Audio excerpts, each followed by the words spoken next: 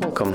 If you want to use one-hand mode in your Alcatel 3X 2019, for the first you have to enter the settings, and right now just click on the advanced features, go for the one-handed mode, and as you can see we have the marker, so let's click on it.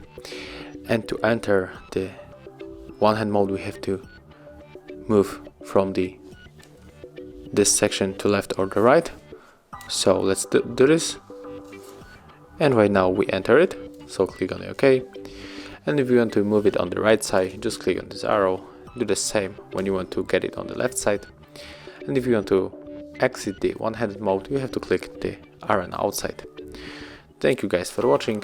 Leave thumbs ups, comments and subscribe to our channel.